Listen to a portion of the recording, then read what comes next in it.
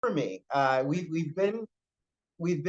Trinity has been a partner with Next Genius for a couple cycles, but this is my first time really engaging with the group so directly. And this year was my first time visiting India, which was really for me a trip of a lifetime. So I definitely look forward to returning. No, I think this session really is an opportunity to stay in contact with many of our alumni who, at this point, are mid-careers. And so, as you have and think about very detailed questions about professions, about majors, I can share with you information not only about current students, but about alumni who are out there doing the work and doing some pretty amazing things. So with that said, I would love either through the chat or by raising your hand for you to really engage with me, actually with a group. Like this is a group conversation, and understand that some of the questions you have, others might have as well. So let's all sort of benefit from one another. The only other sort of reminders that I have at this point, you've already were made aware of the deadlines. For all of our students, though, the ultimate deadline is January 17th for both early decision two, as well as for regular decision.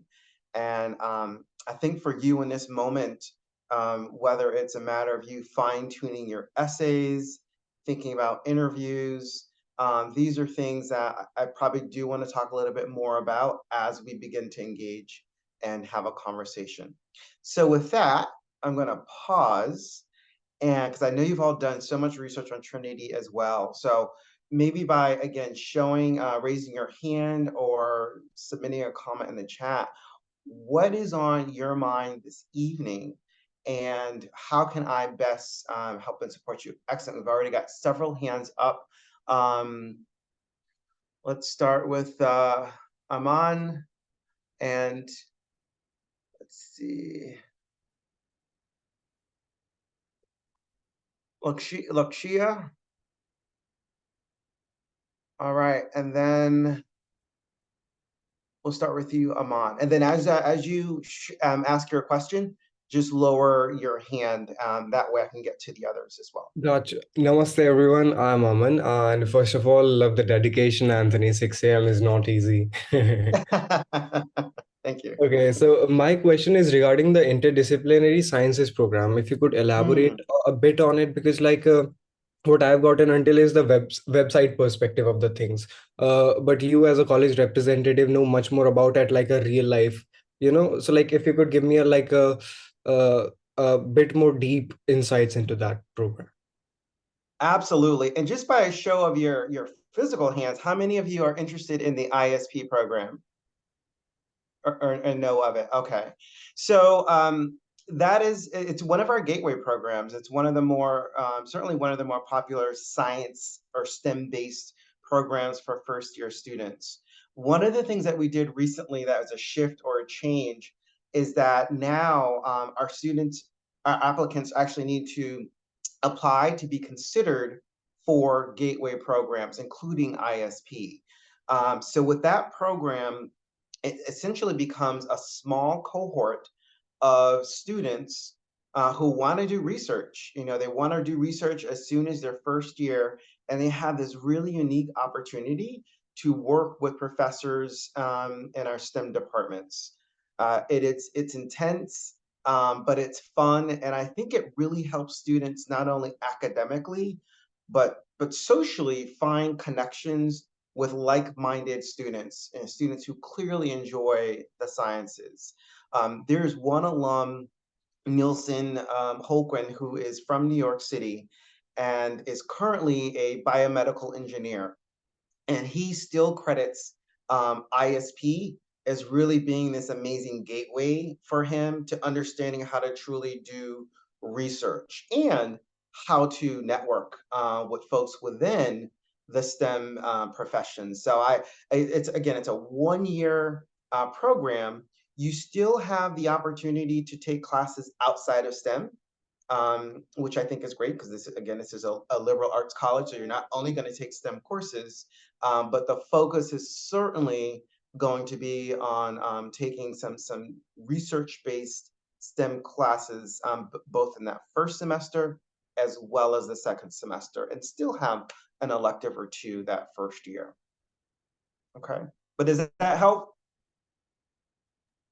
Yeah, that helps. And one more question, like a follow-up question. So like ISPs for first years only. That is correct. So ISP, along with all of the other gateway programs, are solely for first year students. The only people who can apply to be considered for those programs will be applicants for this cycle. Mhm. So you And again would be, nope, go ahead. and then say someone completes the ISP in the first year and still want to pursue research in the second year. So like they would have to personally reach out to the professors regarding that scope, no? Yes, they absolutely would. But again, keep in mind that after students complete the ISP program or process, they've now made these new connections outside of their own academic advisors and mentors that will be assigned to them during this summer.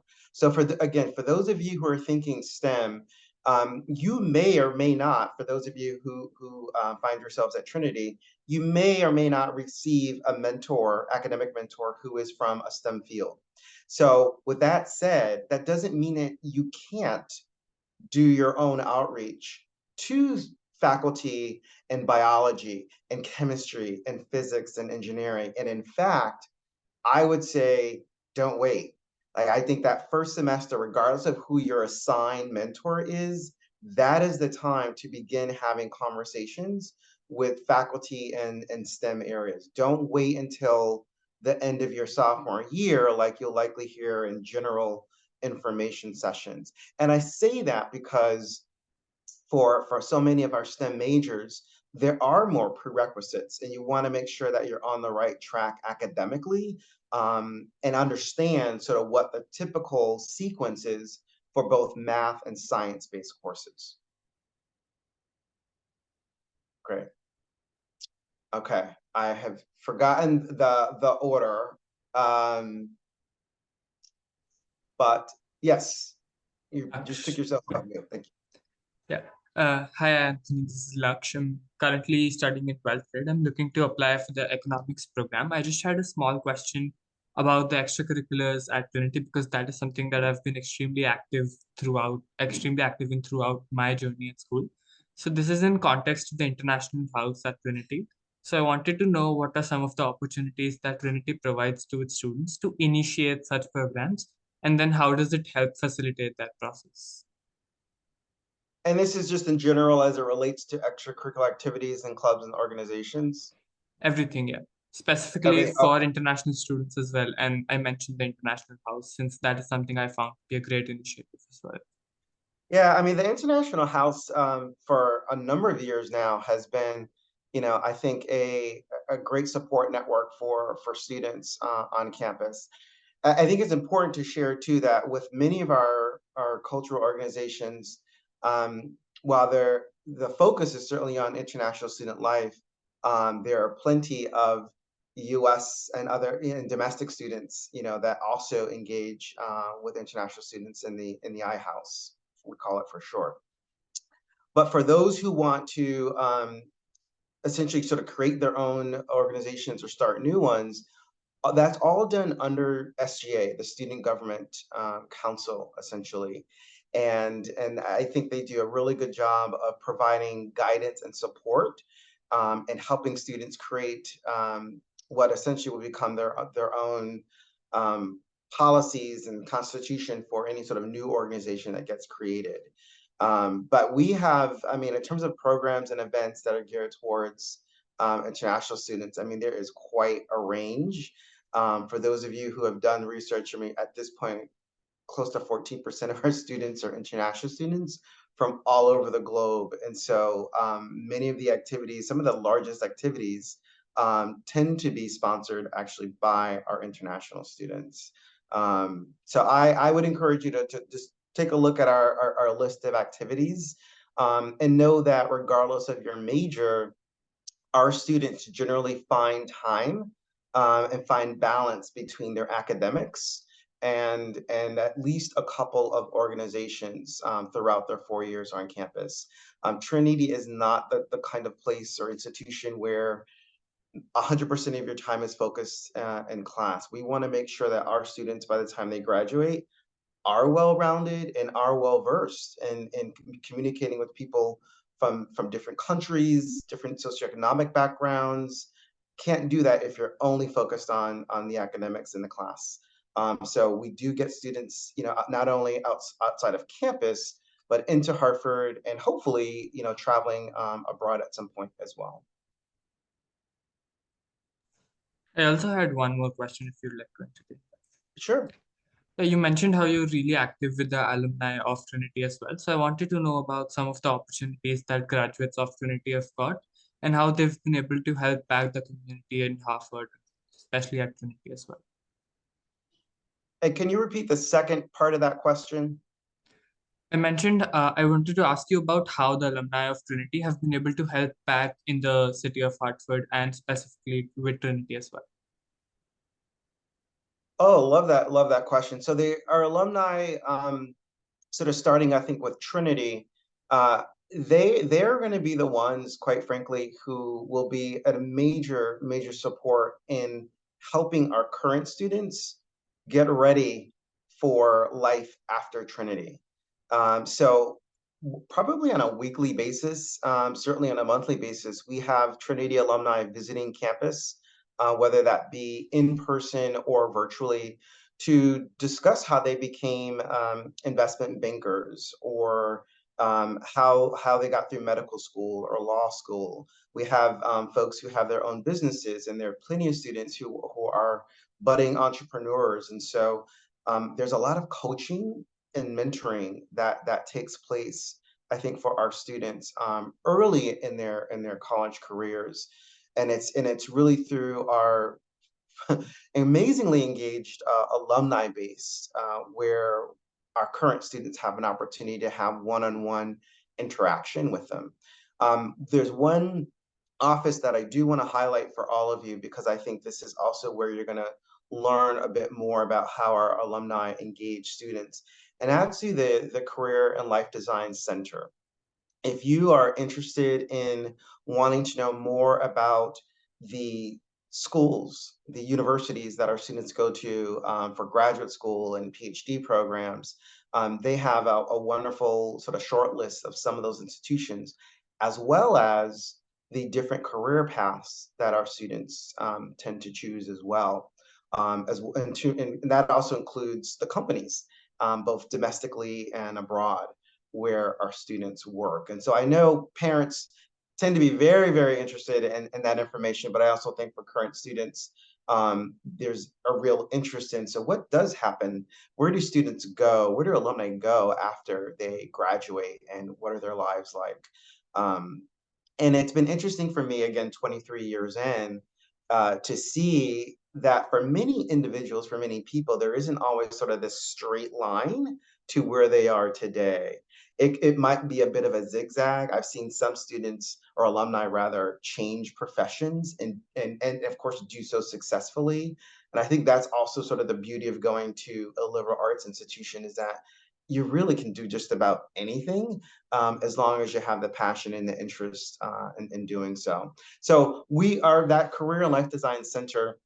They will continue, even with alumni, to work with them and provide coaching, particularly if they're looking for a career shift or change.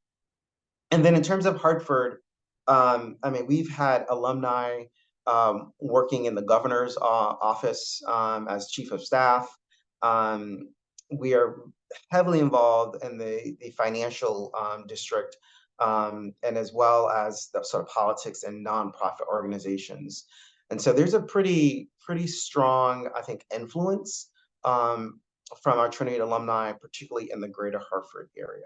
Many folks, not all, but there are definitely a number of folks who stay in the greater Hartford area and become leaders in that particular city. Great questions. All right, I'm going to move on because I know there are a number of them. I want to get to everyone. And don't be afraid to correct me. I want to get names, I want to pronounce names correctly. So please correct me if I do not say it correctly. But I think next up, oh gosh, Haride. Thank you. It's Hriday. No Thank you. issues. Thank you. Hi, Anthony. It's great to meet you. I'm currently looking forward for the question is related to the physics program in the university, and that's what my intended major would be. So when I look forward to the curriculum and the whole set of things that Trinity is offering, despite that, what kind of specialized or like a research opportunities is available for students, and to what extent can students get that research opportunity, and usually in what semester do they get that research opportunity on an average? Yeah, no, great question. And I think that your question would apply to um, the other sort of science areas or STEM areas as well. The beauty of going to a small school is that there is no competition with graduate students. So our professors really do rely on undergraduate students to assist oftentimes with their research. So it is quite often we'll have students both during the academic year, and it can be either semester, but also during the summer, there are actually quite a few students who are studying at Trinity and doing research at Trinity, either working with professors on their research or doing independent research. So it's year round. In terms of when that typically takes place, usually I would say after the sophomore year. I mean, there are definitely some prerequisites that students need to take in that first year, but usually by second semester sophomore year, I think there are more opportunities to do research both during the academic year and during the summer. And of course, I've already mentioned ISP, which is a first year program, and those students are definitely expected to do research um, within that year. So there is no competition with graduate students, and I think for the students who are doing well, of course, academically, and I make it very clear early on, I want to do research. What are the opportunities? Like professors want to hear that from students. They'll certainly share what the opportunities are, but if you're proactive and are very clear about the kind of research that you want to do, boy, does it make an impression. And I'm saying that as someone who works pretty closely with professors on our campus. They light up, when students come to them with ideas and are serious, right, about doing the work, because it does require persistence as well. Thank you so much for the answer. I just have a small follow-up question to that. Sure. Um, when I talk about the physics program itself, there is always some kind of astronomy integrated to it, I believe. So, do we have observatory or any kind of a setup for deep space observation inside the university campus, and any kind of a specialized equipments which makes Trinity special in terms of this field? Oh, I love that question, and I love it when I don't have an answer in the moment. So again, I'm a self-professed generalist. I know a lot, but when it comes to depth within academic departments, there's a limit. And so, I think for that question, I would much rather have a professor respond and answer, because they're going to give you so much more detail than I can as an administrator working in the admissions office. So with that said, I'm going to make sure I share my contact information, but it does get to a point where your questions get so detailed that I recommend speaking directly to the people who will be doing the teaching and have a much better sense of the current resources. But I don't have an answer for you in this moment in terms of the technology that currently exists, but I appreciate it. You Uh, stumped me. That was good. Thank you so much for that honest response. This would be the last question, and I would not interfere with the order. Um, Okay. what kind of students, to be very specific about the college mission statement and the way college is working, is college looking for? I mean, the website says a lot about it. There are some statements, there are kind of students who have been admitted, but as an admission team, as an admission officer, what specifically do you look into the student, apart from the things that is there in the common data sets and other documents? Means something that is uh, that is not documented, rather it's more personal to the admission officers. That would be the last question I would like to ask. Yeah, and I'll try to be concise here, just to make sure we can get to the other questions too. Ultimately, I think it involves, or we're looking for students who absolutely want to be at Trinity, but also in a city, also in Hartford. The Trinity experience includes the Hartford experience. You can't separate one from the other. And so if you're looking to have an experience that does not involve engaging, whether it be academically or co-curricularly in Hartford, then Trinity is not a good fit. We want students who are curious about how their work impacts folks locally, but also globally, and are interested in making those connections. So I think having that mindset for me and the rest of my team is incredibly important. And then, of course, we want people who are nice, who are considerate, who are empathetic. Yes, everyone there, they're all academically capable. Um, they all have the ability to do quite well. But then it gets to just your humanity. Do you care about one another? Do you support one another in that community? And we do our best, during this process, to seek out signs that, in addition to caring deeply about your academics, that you also care about people. So that those are just a couple other sort of thoughts that I have, that resonate with me in this moment. Thank you so much for the answer. Sure, you're welcome. Okay, Sia, I think you are up next, and then yeah. Hi, so I'm Sia and I want to major in economics in the future.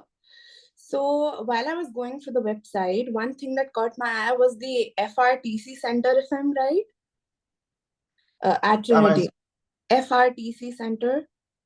Okay, yes. Yeah, so just could you just tell me a little more about it and how will it benefit us?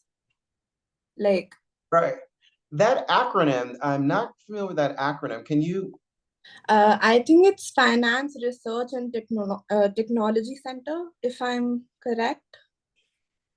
Okay.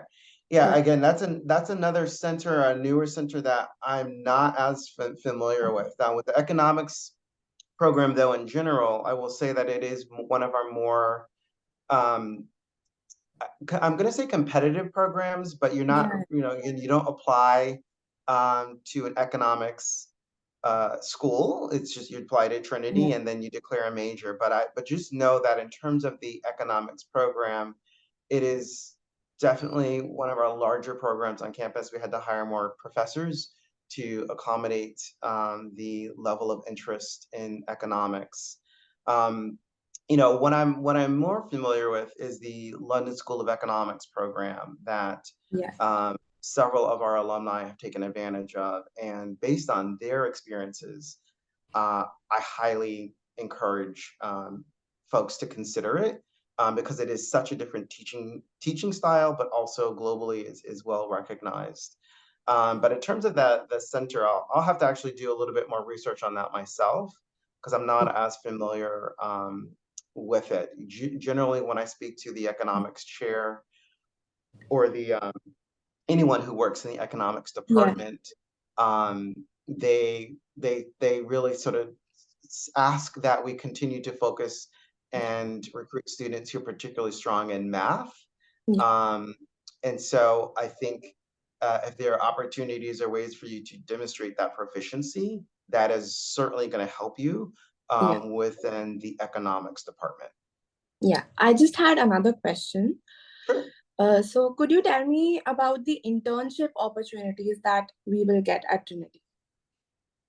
Sure, absolutely. And you're probably going to hear me mention this office more than once, but the Career Life Design Center has career coaches that work with students individually to help them prepare for internships, but also to learn a bit more about you and sort of the why. So let's say you're interested in economics. Let's say you want to go into finance. Great, but they're going to ask you why, so that they can find the best match and fit for you, and also so that you can, as students, can be more thoughtful and reflective about those experiences. There's sometimes we enter or go down a particular path because we're expected to, because we're told to, um, and and depending on families, that may be the path that you have to choose. With that said, I think for our community, it's important to sort of pick apart and understand um, the logic, the rationale in going into a particular field, so that we can also find the best mentors for you and finding the best internships for you as well. But generally, our students will engage in internships, as soon as their sophomore year, especially for economics. There is a track, and not everyone is necessarily familiar with that track. And so I think for the economics, who else is interested in economics by a show of your hands? Okay, so really important to know that I think with this major in particular, there's an economics and finance type club. They're the insiders. They have so much inside information on who to contact, when to contact certain companies, so that you can hopefully land an internship by your sophomore year. But it's interesting because there are things that you need to do in your first year that, unless you are aware, you miss deadlines, you miss the boat. So, for those of you who do end up at Trinity or elsewhere, know that in the US, there is sort of this process that isn't necessarily laid out in writing. So join those economics and finance student clubs, because they're going to be the ones to help and teach you sort of who you need to contact and when. Some Thank you. insider information I'm sharing with you. Thank you. Yeah, you're welcome. You're welcome. Arpan, I think you've been waiting. You might have been waiting for a while.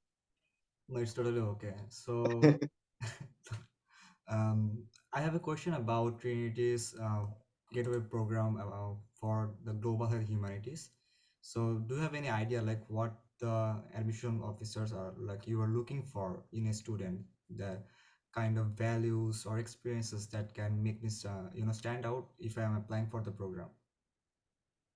I think my best advice there, because they have very specific prompts. The Yeah. professors who created those prompts for the various gateway Mm-hmm. programs were very thoughtful and intentional. And so I think, like the Common App prompts and our optional essay prompts, the best thing that you can do is to answer them thoughtfully. And and I know you've heard this advice over and over again, but really sort of being authentic in the way that you answer them. Mm-hmm. Um, and I think that is going to help you the most.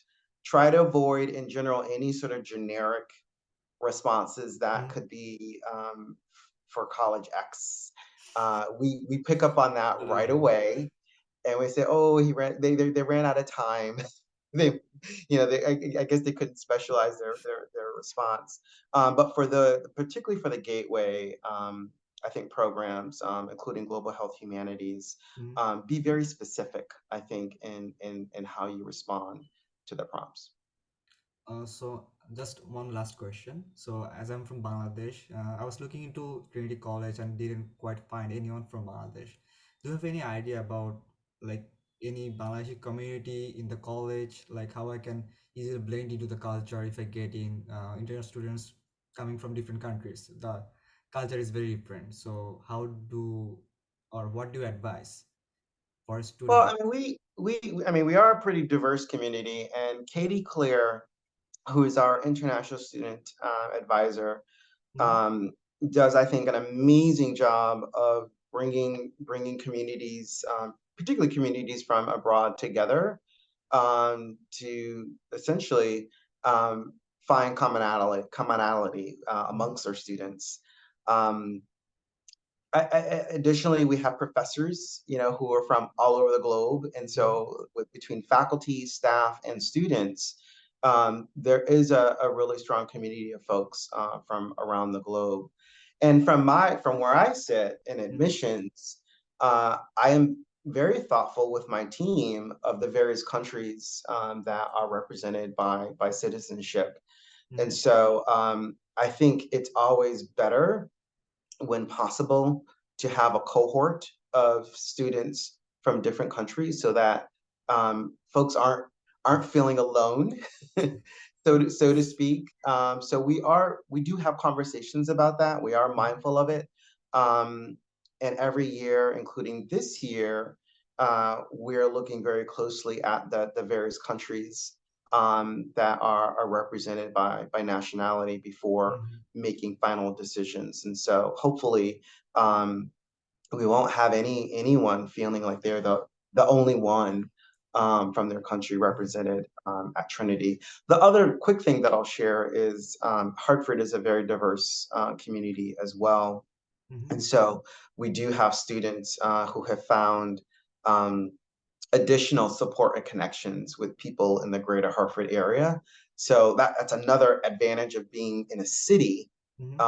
is that you're not limited to your own robust campus community, but can really expand beyond that in the greater Hartford area. Got it. Thanks. Sure, you're welcome. Okay. Oh, it looks like new hands have popped up, but if your hand has been up for a while, raise your hand because I want to get to you.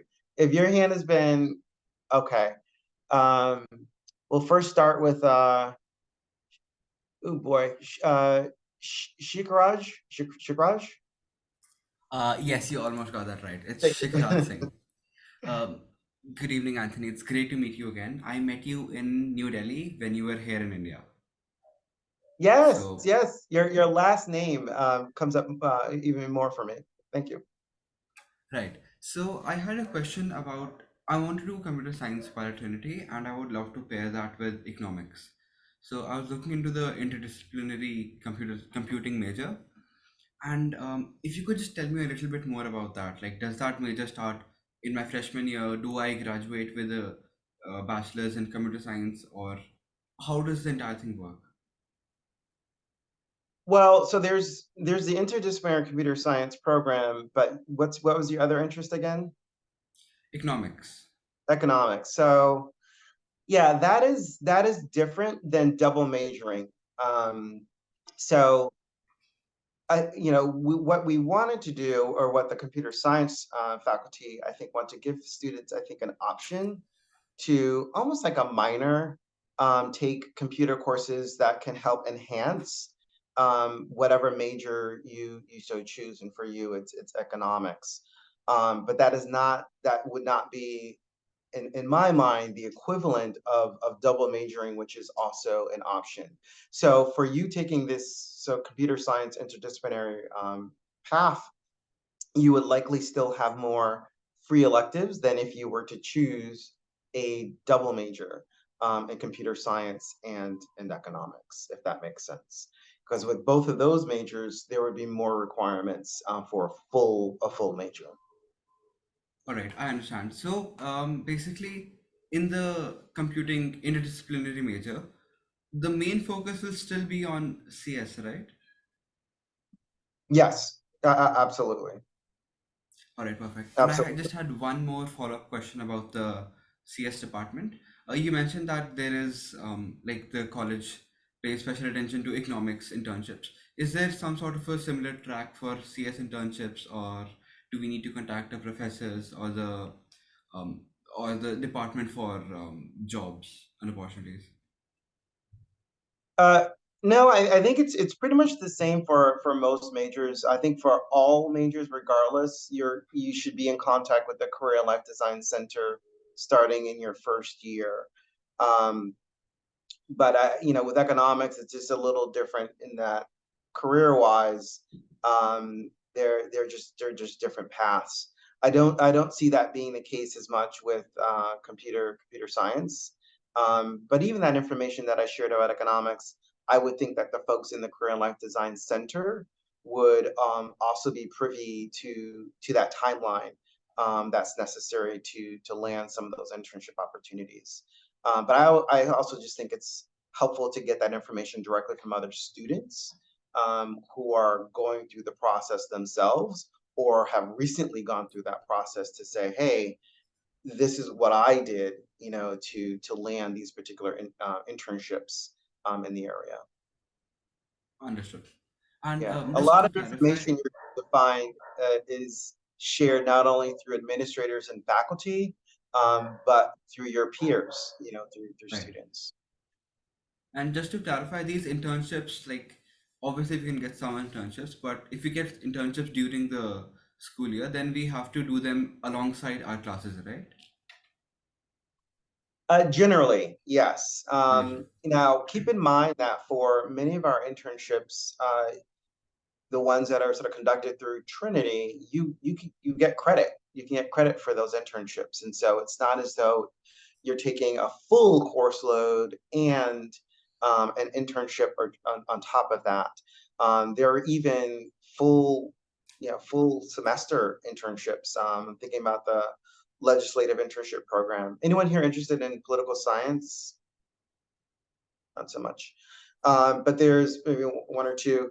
Yeah, there's a full-time internship where students work with representatives and senators at the state capitol. It's a full-time experience. So there are different avenues so that you can balance both academics and internships as well. All right. Thank you so much. You're welcome. All right. Let's see. You're going to help me pronounce this Siddharth. Ralph. Siddharth, thank you. Yes. Hi, Anthony. So I was I'm aiming to major in economics, and he talked about the LSE program. So is there an association between Trinity College and LSE, or is that a special type of program? So I was just willing to ask about that. I think like many study away programs, there's definitely a partnership whereby spaces are reserved every year for Trinity students. And so, but I think the same sort of partnership exists really all over the globe. The London School of Economics just happens to be one of those institutions where our students have studied. Okay. One more question. So I run a startup. It's called Trend LTE, and it's a financial education technology company. So I wanted to ask, what kind of resources does Trinity provide to entrepreneurs, be it capital resources, investments, funding, and like everything all over? Great question and great timing because we just hired, the college has just hired a new director of entrepreneurship. And his full-time job is to help budding entrepreneurs find a way to start their own companies. In some cases, that includes providing not only resources in terms of time and mentoring, but there is an entrepreneurship club and competition that we have where students can win seed money to support their efforts. So there's definitely been a lot more support in recent years for students who are ready and interested and starting their own companies. And so I think that's an individual, that's a club that you would be able to have access to first semester, and then really work with them throughout the 4 years at Trinity. By another show of hands, how many of you are thinking about starting your own business at some point? Okay. Yeah, I mean, there's a pretty strong community now, I think, of students on our campus who have businesses, and are just already really looking for opportunities to have them flourish and grow even bigger and larger. And so the resources are definitely there. All right, thank you. You're welcome. Okay. What's difficult with these boxes is that they move. And so if your hand has been up for a while, please raise your hand because you have likely moved. I need to keep a pen. Okay, Sunil, and then Radhika, and then Aman. Namaste, sir. My name is Sunil. I'm from Nepal. As I'm looking forward in the field of computer engineering in future, what type of academic facilities does Trinity provide to us in the field of computer engineering? I got most of your question. The volume for me was a little low. So can you repeat that question again? And then if I can't understand it, I may ask you to just write it in the chat. But if you could try once more, and I'll try to listen more clearly. I said, what type of academic facilities does Trinity provide to computer engineering students? For engineering students. So I think for engineering students, I mean, there's certainly our engineering club, but for academics, and particularly for academic support, there's a MCEC facility or building, and that's our math, science, and engineering building on campus. And there, students can work pretty closely not only with faculty, but also with students, who've already taken some of the entry-level classes. There's also, I think, an underutilized resource that we have on campus called SI, and it's supplemental instruction, particularly for STEM classes.